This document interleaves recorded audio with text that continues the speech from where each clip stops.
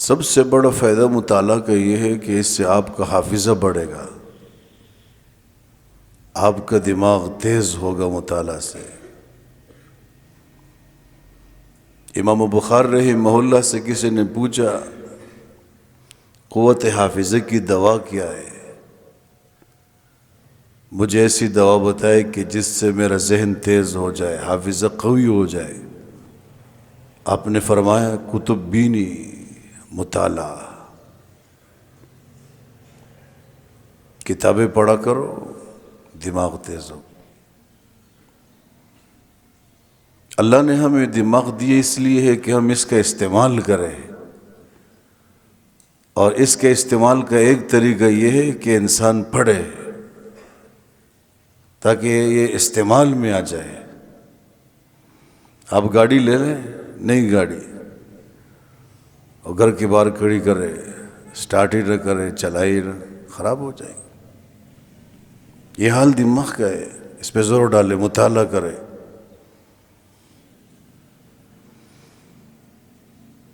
تو اس کے فائدے سے آپ اپنے آپ کو آہستہ آہستہ بہراور کریں گے کہ آپ کے دماغ میں، آپ کے حفظ میں آہستہ آہستہ اضافہ ہوگا۔ مطالعہ کرنے کا ایک بڑا فائدہ یہ ہے کہ زندگی میں کبھی آپ کو اپنی باتوں میں سبکی محسوس نہیں ہوگی، پشیمانی، کیونکہ آپ کے پاس مطالعے کی کمی نہیں ہوگی، آپ نے مطالعہ کیا ہوگا۔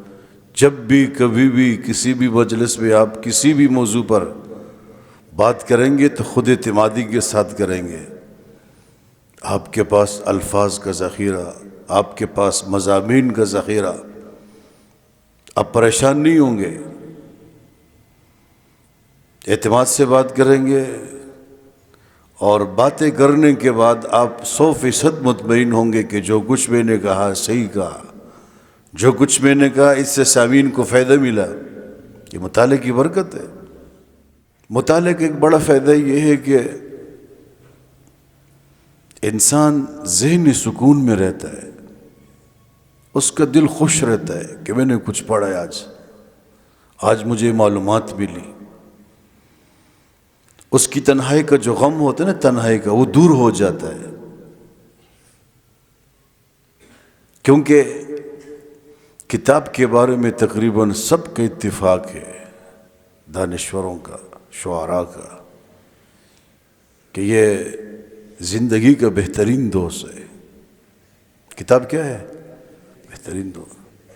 تو جب دوست انسان کے ساتھ ہوتا ہے تو اس کو تنہائی کا غم ہوتا ہے؟ نہیں ہوتا نا، دوست ہے نا، اور بہترین دوست۔ اللہ، متنبی نے جہاں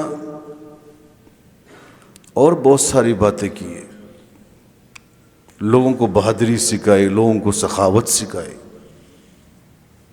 وہاں انہوں نے ہمیں یہ بات بھی سمجھائی کہ مطالعہ کیا کرو۔ متنبی ہے۔ ایک زمانے سے متنبی پڑھاتا ہوں، بہت ذوق و شوق سے، بہت کچھ ہے اس کے اندر۔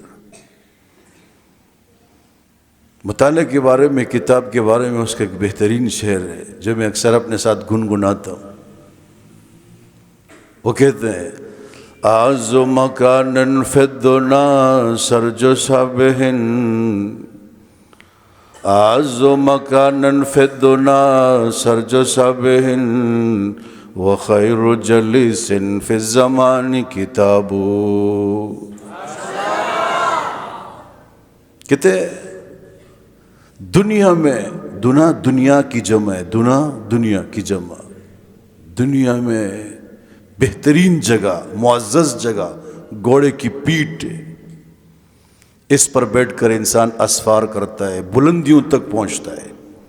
امام بخاری رحمہ اللہ نے کتنے اسفار کیے، کہاں کہاں گئے، سواری، دشمنوں سے لڑتا ہے، دین دشمنوں سے، اور فتوحات کے جھنڈے گاڑتا ہے۔